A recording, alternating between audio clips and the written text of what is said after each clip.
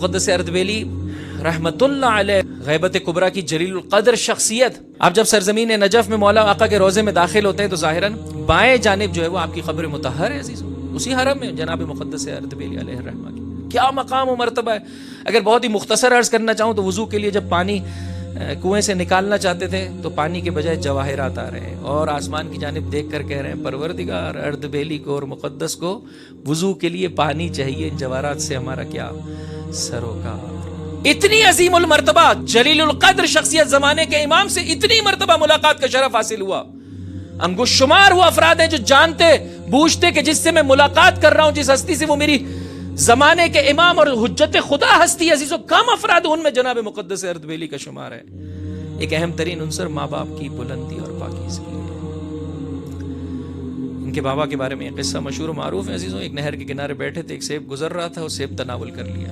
जब देखा सेब जा रहा था, एक मतलब पक लिया और तनावुल कर लिया। जैसे ही धोने वाले खाए याद आ गया किसका सेब है।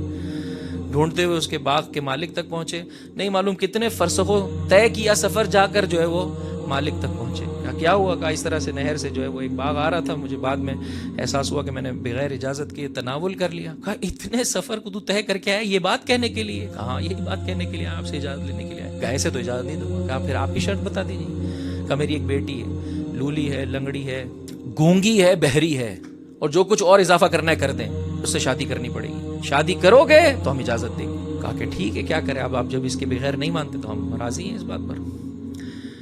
यहाँ तक के शादी का सिलसिला हुआ, निकाह के सीगे पढ़े गए, उजले उरूसी में दाखिल हुए, और एक मरतबा ससुर की आवाज़ आई, परेशान नहीं हो मुक़द्दस अर्दबेली, तू जितना पाकीज़ा था परवरदिगार ने मुझे तौफीक अता की है, मैंने अपनी बेटी की भी इसी तरह से तरबियत की है। ये जो मैंने कहा कि नहीं देख पाती है, यानी उसने हराम की जानिब कभी निगाह नहीं उठाई है।